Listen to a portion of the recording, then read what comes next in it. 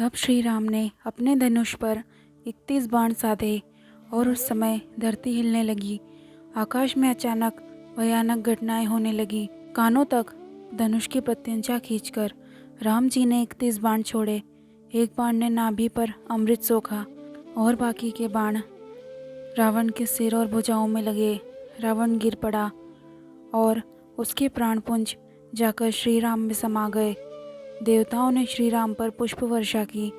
उधर अपने पति का सिर धड़ से अलग हुआ देखकर युद्ध भूमि में मंदोदरी रोने लगी। विभीषण भी आंसू बहाने लगे।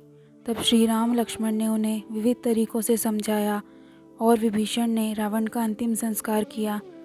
तब राम जी ने लक्ष्मण जी से कहा कि वे जाकर विभीषण का राज तिलक करें, क्योंकि राम जी का वनवास अभी चल रहा था, इसीलिए वे राजमहल नहीं गए। तब लक्ष्मण जी ने राजमहल जाकर विभीषण को लंका का राजा बनाया। उधर हनुमान जी माता सीता के पास जाकर कुशल समाचार सुनाने लगे। सीता माँ बहुत प्रसन्न हुई। विभीषण जी, हनुमान जी और अंगद माता सीता को लेकर आए। श्री राम ने माता सीता की अग्नि परीक्षा का निर्णय किया। ये सुनकर भ्राता लक्ष्मण रोने लगे। उनके नेत्रों में आंसू आ गए, परंतु भाई की आज्ञा के सामने कुछ न कह सके। अग्नि जलाई गई। माता सीता उसमें प्रवेश करने लगी। वह अग्नि उन्हें जल के समान शीतल लग रही थी। तभी वहाँ अग्निदेव प्रकट हुए। उनके साथ माता सीता थी। यह जो रावण की लंका में थी वो माता सीता की छाया थी। रावण के छल को जानकर श्री राम ने पहले ही अग्निदेव को माता सीता पुत्री स्वरूप सौंपी थी। माता सीता का हाथ पकड़कर अग्निदेव ने श्री राम के वाम भाग में विराजित किया। राम जी माता सीता को सकुशल ले जाने को तैयार हुए। विभीषण ने पुष्पक विमान उन्हें ला कर दिया। समस्त वानर पैदल चलने लगे।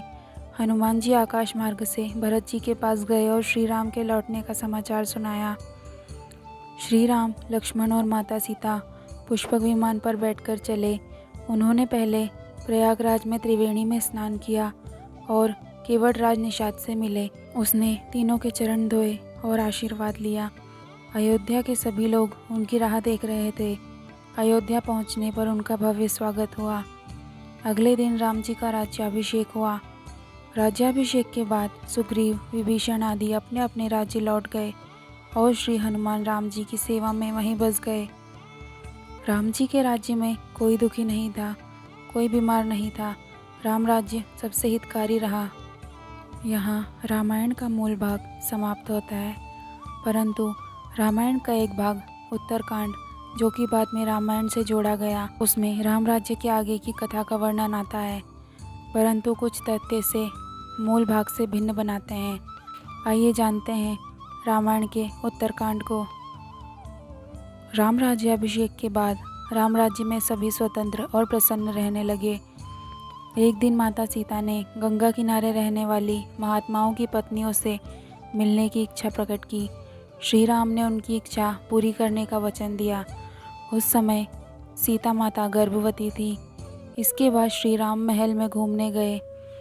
वहाँ उनके गुप्तचरों ने उन्हें बताया कि नगर के लोग रावण वध की बड़ी प्रशंसा करते हैं, परंतु इस बात की निंदा करते हैं कि इतने दिनों तक दूसरे पुरुष के राज्य में रहती स्त्री को श्री राम ने कैसे अपना लिया। उनकी यह बात सुनकर राम जी व्यथित हो गए, परंतु अपयश होने के कारण उन्होंने अपने भाई लक्ष्मण को बुलाया और आदेश दिया कि वे सीता माता को लेकर वन में जाएं और गंगा तट पर आश्रम में छोड़ आएं। लक्ष्मण यह सुनकर बहुत दुखी हुए, परंतु भाई की आज्ञा मानना उनका परम कर्तव्य था, इसीलिए वे माता सीता को लेकर चल पड़े। माता सीता यह सोच रही थी कि श्री राम उनकी इच्छा की पूर्ति कर रहे हैं। वन में पहुंचते ही लक्ष्मण ने सीता माँ को रथ से उतारा और रोने लगे। सीता माता ने जब कारण पूछा, तब लक्ष्मण जी ने उन्हें सारी बात बताई। माता बहुत दुखी हुई और लक्ष्मण जी से कहा कि वे उनके बड़े भाई की आज्ञा का पालन करें।